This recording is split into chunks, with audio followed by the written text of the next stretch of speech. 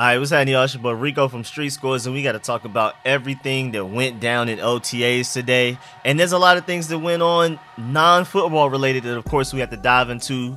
I'm not going to dive too deep into the Jack Del Rio situation, but I do want to talk about how this makes us look as an organization and why this was just such a bad idea, even if he feels that way. Ignoring how he feels, the way he presents it, very unhealthy. Again, we're going to dive into that, of course. Also, Rivera spoke about how he expects Terry McLaurin and Payne to practice next week because it's mandatory mini camps, which I think is really interesting. We're going to talk about that. Also, Curtis Samuel was one of many players practicing on the side field today. Is he hurt again, or are they just taking extreme precautionary measures right now? And then, of course, we got to talk about who stood out in OTAs today, who's balling, who's not, all of that type of stuff. So y'all already know how this goes, man. It's your boy Rico from Street Scores, and it's time to dive into everything. But before we do, make sure you subscribe to the channel, hit the bell next to the subscription button so you get a notification immediately.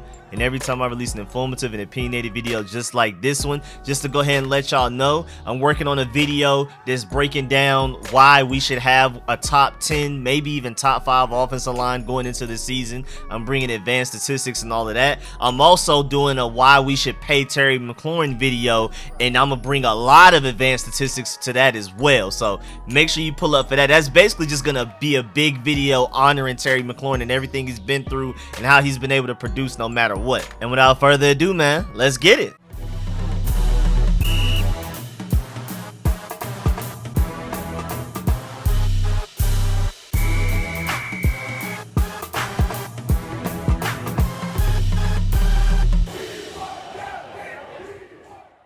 Alright, so first of all, Rapoport included Terry McLaurin on a list of players he expects to get new contracts this summer, possibly as early as June even, like well before training camp, instead of the morning of like with Jonathan Allen. So, I mean, that does make me optimistic. Remember, John Com said something similar a couple of weeks ago, and John Com and Rapoport, both of those guys, reputation matters more than how quick they report things. And I know for a fact from John Com, he doesn't report something unless he has like a really good basis and amount of information from different trustworthy sources before he reports it. John Com especially doesn't try to be the first to report something. He just does his best to be as factual as possible. And so based on all of the information he's heard from inside and outside of the organization, he feels like the Terry McLaurin deal will get done before training camp. And then now, like I just said, Rapoport also feels like Terry McLaurin's deal will get done before training camp and possibly as soon as June. So again, I'm pretty optimistic. I'm hoping how much Jahan Dotson is balling doesn't make the Washington Commanders like Rivera and those guys be like, wait a minute, maybe we don't need to pay Terry McLaurin. Maybe we have the next. No, I don't care how great he is. Jahan Dotson can go out there and be Jerry Rice and Antonio Brown combined. Still pay Terry McLaurin. And then speaking of Terry McLaurin, like I said before the intro, from Ron Rivera's presser today, he said he expects every player to be present for next week's minicamp, including Terry McLaurin and Daron Payne. He said, quote, "I expect all of our players to be here because it is mandatory," unquote. And that is true. It's mandatory minicamp. Everybody's supposed to be there no matter what, unless you're doing like a full-blown holdout. And I don't think Terry McLaurin is that serious about holding out and sitting out. I think he just skipped. Technically, all of this so far has been voluntary, and so I think he's just skipped that. Just, you know, don't want to risk injury to affect the contract situation. But now that it's mandatory mini camps, I think he'll be there. And Daron Payne, who's been here but hasn't taken part of team drills, I think he may start to take part of team drills at the mandatory mini camps. I think they'll both be full participants. We'll see though.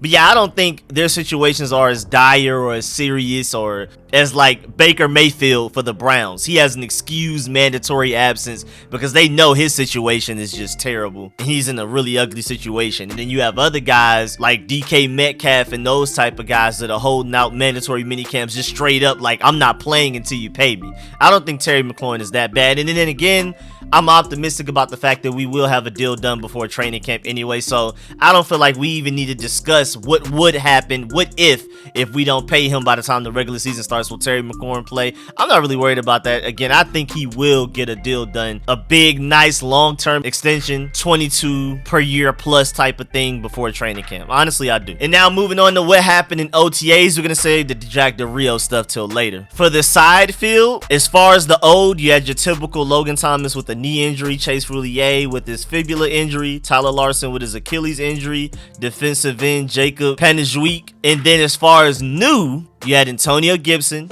Curtis Samuel, Sadiq Charles, Farad Gardner, and Curtis Hodges. Now, to be completely honest with Antonio Gibson and Curtis Samuel, I'm seeing reports that it's more of a precautionary thing and not that they're banged up or they hurt something, they re-aggravated something. I think it was more so like give them a day off before we hit these mandatory mini camps and things like that. So I think that's what happened. That's what I'm seeing as reported from the Burgundy and Gold media members that were present at practice today. So hopefully that is true. Hopefully Curtis Samuel is not hurt again. He's going full speed. He's running full speed, but they're going to give him days off occasionally. And just for a Samus Reyes update, he wasn't out there today at all after being injured for the past few weeks because something is causing him discomfort with one of like the bolts in his leg or something like that with the previous surgery that he had a long time ago. So he's basically just sitting out until that situates itself. And I think it's really interesting because in his place, they have Alex Armah, who's a full-time fullback, getting some run at tight end because of his absence. Plus, again, Curtis Hodges today was on the side field. Hopefully his injury isn't serious. I didn't see any big updates on injuries, so apparently nobody's injury is that serious. We're just waiting for certain guys like Logan Thomas, Chase Roulier, and Samus Reyes to recover, and then everybody else just pretty much days off or a little nicked up, but nothing serious. And now let's get to what's going down in practices. Well, first of all, with the offense, Jahan Dotson is still balling. Literally on the first play of 11 on 11s, Jahan Dotson left Kendall Fuller in the dust on a crossing route, and Wentz found him for a very easy completion, and then the next play, Wentz found Cole Turner wide open down the seam. And that has me really excited about Cole Turner because I think he can be somewhat of a vertical threat as well. Really excited about Cole Turner. But right now, Jahan Dotson is that dude in practices. He's literally like the playmaker. He's almost like a Terry McLaurin clone. Like nobody can cover him. I can't remember if it was Jack Del Rio or Ron Rivera. One of those two said just like yesterday or a couple of days ago that literally nobody can cover Jahan Dotson right now. The only one that even has a slight chance is Benjamin St-Juste right now. Right now, he's the only one that's been able to at least make things difficult for Jahan Dotson. Other than that, Jahan Dotson's been killing everybody. And I'm not going to overreact to that because, first of all, OTAs, the way it's set up with no pads and no hitting allowed. And we're going to talk about the Jeremy Reeves situation soon, of course. But it's literally set up for receivers to beat corners. So I'm not surprised. I think Jahan Dotson is really good, but I'm not worried about what the cornerbacks are looking like. I'm not worried about them not being able to cover Jahan Dotson right now. For me, and it may just be because I'm an optimistic type of person, I see it more as Jahan Dotson is balling more so than our DB group is bad.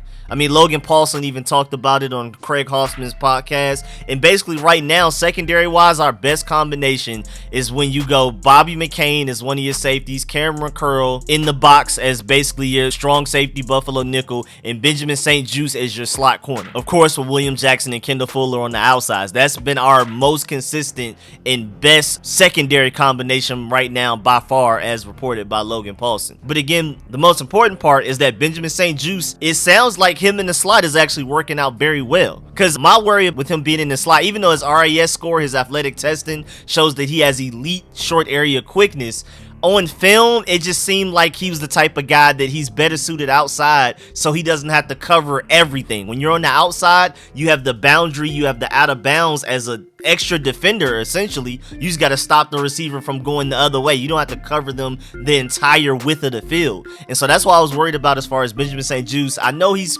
quick for his size, and he does have really long arms, which really helps, but was he quick enough to guard the shifty, speedy receivers that are typically in the slot? He definitely has the size to cover the big slot receivers, like when you have the flex tight ends like a Mike Gesicki, who's essentially a big slot, or like a Drake London, who was just drafted, who primarily does most of his work in the slot. Benjamin St-Juste has the length to cover that. I'm not worried about that as far as slot goes, but then as far as like the Jahan Dotsons and the Terry McLaurins, if he has to go against them in the slot, is he ready? And it sounds like he is. I mean, literally out of all of the corners on our team, essentially Benjamin St-Juste has been having the best offseason so far, and the way people are reporting about it, it's not even close. And again, he's been starting in the slot. So not only has he been the best corner, he's been our best slot corner, and that's going to be really useful, because right now our top 3 corners are all outside corners, and that would have been even more chaotic if we brought over James Bradbury, because then all 4 of our best corners would be outside corners, and then it's like, who's going to play in the slot? But as of right now, Benjamin St-Juste is stepping up big time in the slot, and I think that's going to help us a lot. Because again, he has the size to cover the bigger receivers, but now that he has the quickness, and I guess it takes some level of intelligence to predict where Jahan Dotson may be going before he even goes there. That's not just length, that's quickness, that's intelligence, that's high IQ, that's awareness. And so the fact that he's been doing the best job against Jahan Dotson has me very excited. Honestly, that's like top 3 best news I've heard so far this offseason as far as how players look and how they're performing. It's between that, Carson Wentz's arm strength already showing how much more open the offense and the playbook will be, and then the offensive line looking like they didn't miss a step. Those right now, those 3 things are my favorite news I've heard about this offseason so far. Of course, Jahan Dotson is big too, but when he was drafted, he has a high floor. I expected him to be good. Maybe not as good as he already is, but I kind of expected that. But Benjamin St-Juste being able to hold down the slot when, as of before we knew Benjamin St-Juste could do it, I mean, I guess Danny Johnson would be our slot corner. I don't know. So I was definitely worried about that, and the fact that he's ready to step up in that spot is huge. But going back to Jahan Dotson, it's apparent from several reporters that Carson Wentz and Jahan Dotson are starting to get more and more comfortable with each other. Like when Jahan Dotson runs certain like out routes, when they're doing those little just one-on-one drills, it's just the receiver and the quarterback, Carson Wentz is hitting them right where it needs to be when it needs to be there. So they're starting to gain that chemistry. Again, like I've brought up in several videos, it's kind of interesting because Terry McLaurin, since he's never even caught a pass from Carson Wentz right now, Jahan Dotson is easily Carson Wentz's favorite target right now, easily. And I think that's also really interesting because we know from history that Carson Wentz does like to throw it to bigger receivers or his tight ends. And there is a slight worry about, can he throw it to the small, shifty guys? And then my argument has always been he hasn't had an ensemble of shorter, shiftier, separating type receivers that he has here to this level of talent. Like with Terry McLaurin, Jahan Dotson, Curtis Samuel, when De'Ami Brown gets right, Carson Wentz has never had a group of separating receivers this good before. So I think his historical lack of ability to get it to those type of receivers hasn't been necessarily his fault. I think it's just been more so in the fault of the receivers. And so now we see clearly with Jahan Dotson being his favorite target, instead of like a Cole Turner or a John Bates or Cam Sims, Curtis Hodges, any of these tight ends or bigger receivers, that just goes to show that Carson Wentz is capable of throwing it to the separating guys. And that makes me very happy and optimistic about what this offense is going to look like. Because that was another big question. Can Carson Wentz throw it to non-6'5" receivers? And apparently he can. And not only can he, but Jahan Dotson is his favorite target right now. The one that looks like he has the most chemistry with right now. I mean, again, this is a new quarterback. So Carson Wentz has no chemistry with anybody. Again, including Terry McLaurin, Curtis Samuel, none of these guys. Right now, Jahan Dotson is wide receiver 1 in Carson Wentz's eyes. Maybe not, based on the team, Scott Turner's playbook, play calling, and all of that type of stuff. Of course, Terry McLaurin is still above Jahan Dotson, clearly. But for Carson Wentz right now, who he has the best chemistry with is clearly Jahan Dotson. Again, these out routes, these little slants, just anything where he has to make a break, where he has to do any type of change of direction, the timing is getting better. The ball is where it needs to be when it needs to be there, where in the beginning of off-season workouts, it would kind of be low, it would be high, it'd be late, it'd be a little early, and Jahan Dotson would have to make these miracle catches. Now it's right where Jahan Dotson wants it. And a reporter even said that Wentz is making it clear that he loves targeting Jahan Dotson. This is coming from Bijan Todd on Twitter.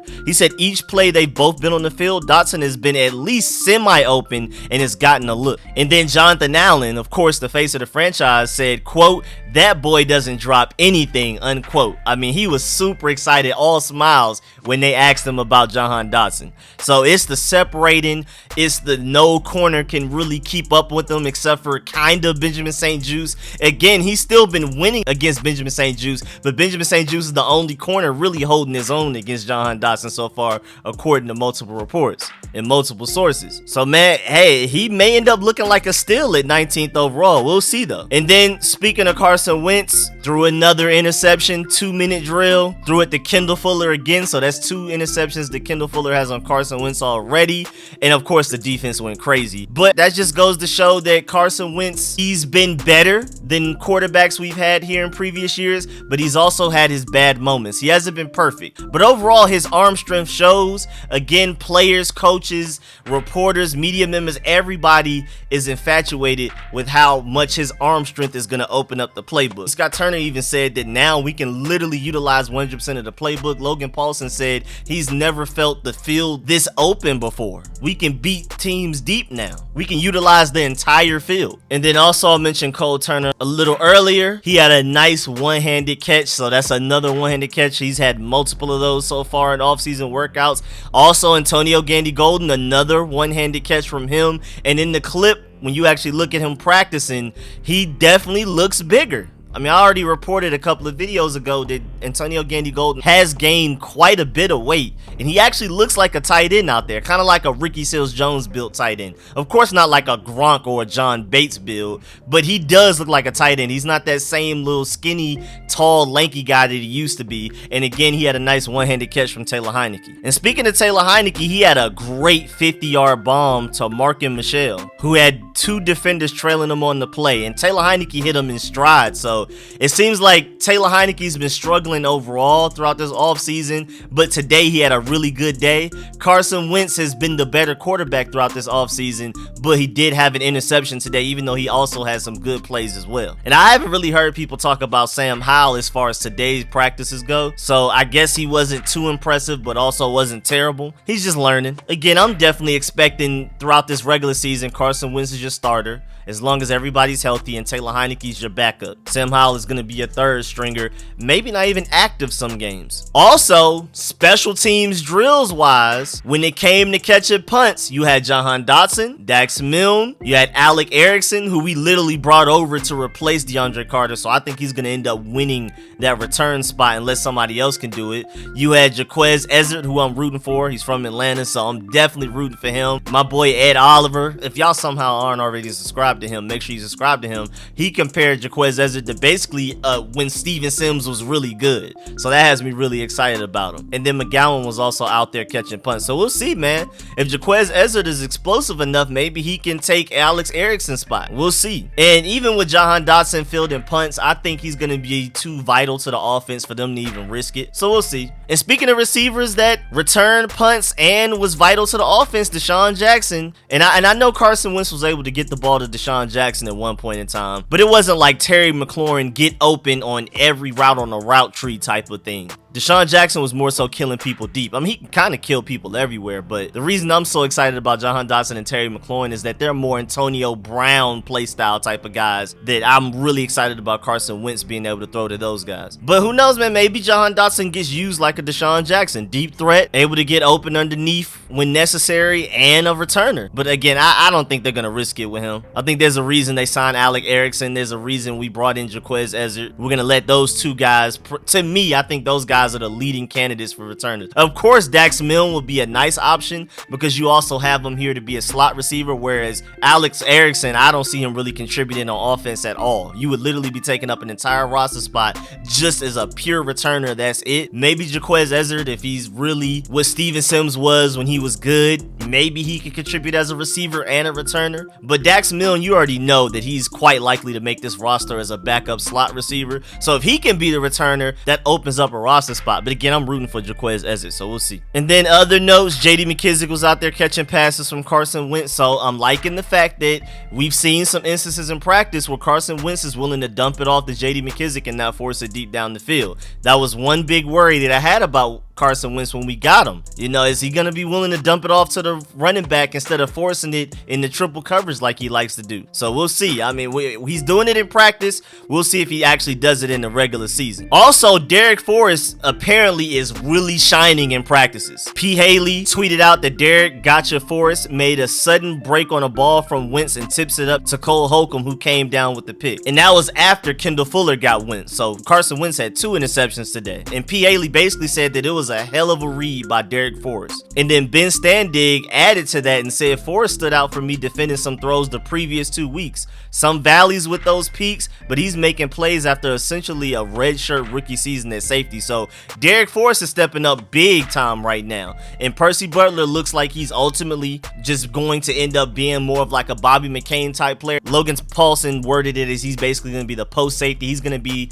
the guy that's the furthest back holding down the fort, the last line of defense, more so type of guy than like a Buffalo nickel. It looks like Derek Forrest is leading the Buffalo nickel race right now. We'll see. I mean, of course, I'm rooting for my boy Farrah Gardner, who's also from Atlanta, but he's injured right now, and Derek Forrest is out here making plays. Now, again, I also, just to add to what Ben Standig said, Logan Paulson pretty much said the same thing, that Derek Forrest has had highs and lows, but his highs have been really high. And then lastly, before we move on to Jack Del Rio, there was that play that everybody's talking about where Jeremy Reeves blew up Dyami Brown. And I'm seeing that it was from a ball thrown by Taylor Heineke, so I guess I'm just not surprised as far as that goes. But of course, it's OTAs, so you're not really supposed to hit your own teammates like that with no pads and stuff like that. So Ron Rivera went crazy. It's a lot of people saying that this is the angriest they've ever seen Ron Rivera ever since he's been here, and that he like literally stopped practice and everything and sat everybody down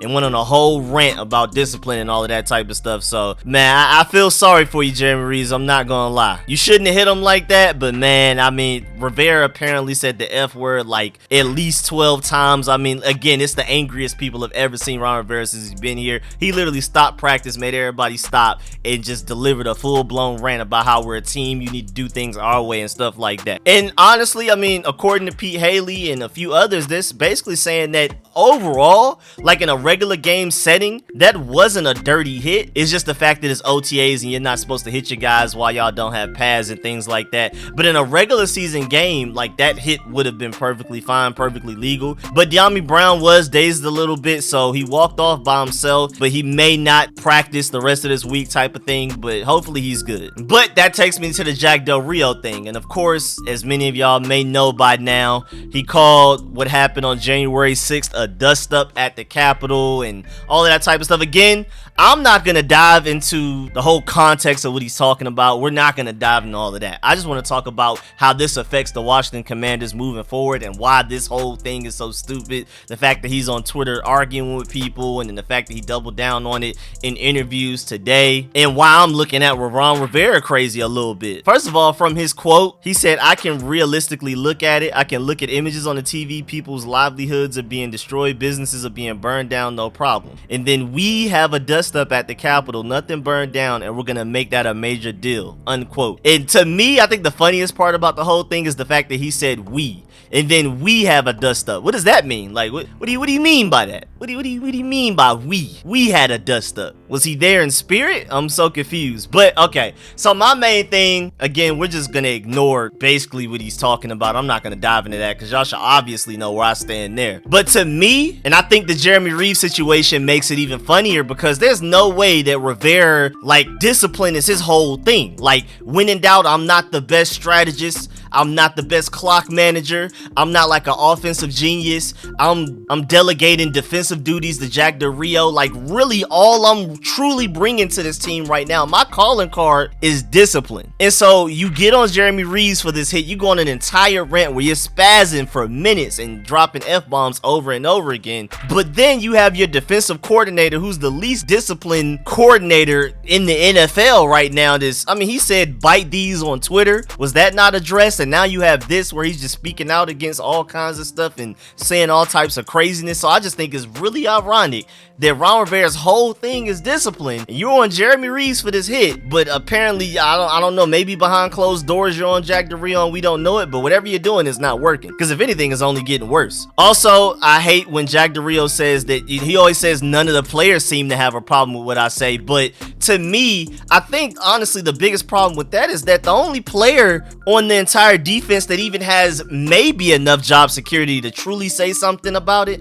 especially in public, is probably Jonathan Allen. I'm not even sure if Cameron Curl is safe. If Cameron Curl comes out and is like, I hate this, like I'm not rocking with this is not okay, this is ruining team chemistry, I'm very uncomfortable playing under a coach that feels that way, Cameron Curl may end up getting up out of here. And of course, Jonathan Allen being the face of the franchise, I mean, I see what he had to do. He had to play the fence on it and, just do the typical media talk, so I can't be mad at that. Also, another thing is that, I mean, Jack Del Rio, all of these opinions, whatever, but it's like there's no way you're saying all of this, bringing all of this attention to the team, negative attention to the team, and the defense has been really bad. Like, that's one of my main problems with this. It'd be different if our defense was elite, if they weren't underperforming for the talent that they have. It's not like we lack talent. There's some defenses out there that just truly lack talent, and it's really nobody's fault as far as like the coordinator goes. But it's clearly like, I mean, of course some guys were making mistakes. Chase Young and Montez Sweat weren't playing as well as they should have, but the talent is there. So for our defense to have been as underperforming and underwhelming as it's been the past couple of seasons,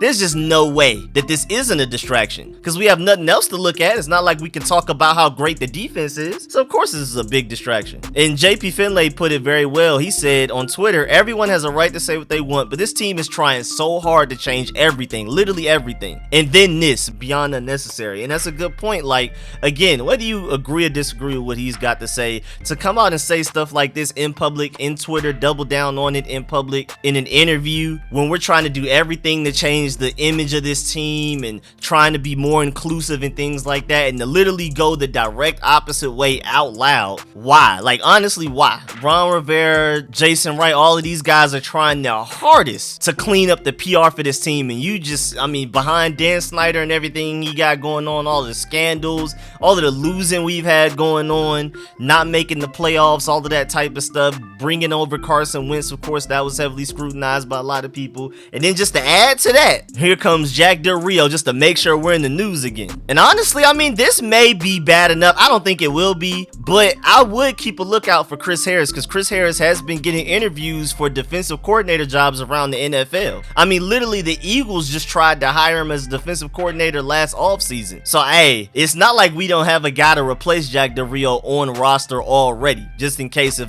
Ron Rivera's just sick of it. Because again, I mean, bruh, Ron Rivera's whole calling card is discipline. And you expect that out of the players. You expect that out of everybody but your defensive coordinator. If anything, the leaders need to be the most disciplined, if anything. And also, don't put this on Jason Wright. Of course, Jason Wright did not hire this man. Jason Wright is focused on the stadium. He's focused on everything business-wise and rebranding, like the fight song, the mascot.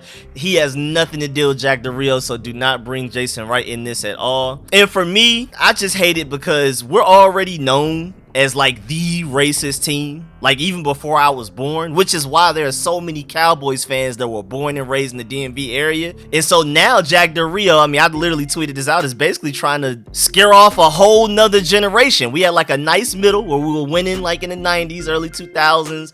Wasn't as bad, even though, I mean, technically had the name, but we just changed the name. Whether you feel it was racist or not, whatever, the name has changed. And then we're starting to get better and better, even though Dan Snyder's, all of his stuff is coming to light more and more every month, every year. But then now this. I mean, at this point, the Washington fan base is literally about to be an endangered species. I mean, even Dominique Foxworth was just talking about it on Bomani Jones's podcast last week, I believe this past Friday. And he's like, I'm born and raised in Baltimore. We didn't have a team back then. The Ravens didn't exist. So I was looking at the Washington Redskins as a team that I could root for, but all of my family's black, all of my uncles and everybody was like, nah, there's no way you're rooting for that team. Go root for the Cowboys, the 49ers, whoever. Just don't root for for them. And that's the type of stigma this franchise has embedded in its history. And so we've done all this work to clean it up, and then now here comes Jack Del Rio to just throw it all away. And then also, for very personal and selfish reasons, I hate, as a non-DMV Commanders fans, my friends seem to forget the Washington Commanders even exist as a team. We're just not one of those teams that's talked about. They always like laugh whenever something happens like this, because whenever we're in the news, it's something negative. It's Dan Snyder, it's us losing primetime games, it's just always something stupid. Dan Snyder stealing money, all types of stuff like that, the new name. And with my friends, again, we're not in the news much, we're not a very relevant team national media wise. I'm having to hear from them day by day, one by one, over like the course of a couple of weeks. I mean, literally over the span of a month, I had different friends being like, oh wait, y'all name is the Commanders now? Really? That's what y'all went with? So I mean, I just already know, me personally, I'm gonna have to hear it, this Jack Del Rio situation, over the course of like the next month from my friends, as they all find out at different times. Because again, the Washington Commanders just aren't relevant enough for people outside of the DMV to even remember that our team exists until it's something like this. So now I gotta hear it from them for probably the next month or so, as everybody finds out on their own time what's going on. I mean, the only time we're talked about nationally is just something negative. So we just gotta start winning to change that. I mean, to change the culture, to get rid of that, we got to start winning. And we got to get Jack Del Rio either to stop talking, because you're not going to be able to change his mind. You're not going to be able to change his opinion. He's either got to stop talking or got to go. And then also, before we go, just one random thing about the Jack Del Rio press conference that I feel like is not talked about enough is that the way that he talked about Landon Collins, he basically brought up in a funny way, in a joking way, that like Landon Collins kept saying he wanted to be a pure free safety, but then we put a fancy title on it saying Buffalo Nickel, where he's pretty much a pure linebacker, and now suddenly he likes it. So basically he's taunting him in a way. I mean, he said it jokingly, but of course he was definitely like taunting and making fun of his intelligence and stuff like that. So I don't know if Landon Collins even wants to come back at this point. I mean, I've seen Landon Collins, he really wants to come back. He's been posting about the Commanders day after day for the past few weeks. It's clear that he wants to return and play as our starting Buffalo nickel for this defense. But after that, I don't know, man. I mean, Jack Del Rio is Mr. Bridge Burner right now. And as I'm talking, ESPN notification, Commanders defensive coordinator Jack Del Rio defense tweets about January 6 hearings refers to Capitol riot is dust up. And that's another thing too. First of all, again, like I said, the only time we're nationally covered is when something negative, because we don't win enough for us to be reported in any other way. And then also, I think this dust up thing is definitely gonna like trend. I know, me included, a lot of us are definitely about to use that word and troll back with it. Y'all about to hear me say dust up for everything. But yeah, man, that's the end of this video. Please get in the comment section, let me know how you feel about everything discussed in this video. I know the comments are gonna be filled with the Jack Del Rio situation, but I also want to discuss what's going on with OTAs with Jahan Dotson, most notably Benjamin St. Juste, Carson Wentz throwing 2 interceptions, and just all of that type of stuff. And also what we talked about in the beginning of the video, Rivera expects Terry McLaurin and Daron Payne to be full participants next week in minicamps, so we'll see if that actually happens. Also, Ian Rapoport being added to the list of trustworthy sources that feels like Terry McLaurin will get a long-term deal done before training camp. So again, another reason to be optimistic about that. But also, leave a like on this video if you liked it, if you learned anything. And as always, man, I appreciate all of the support, man. Shouts out to all of my sponsors, especially my Pro Bowl sponsors, whose name you see scrolling on the screen right now, man. I really appreciate y'all. Catch y'all later. I'm out.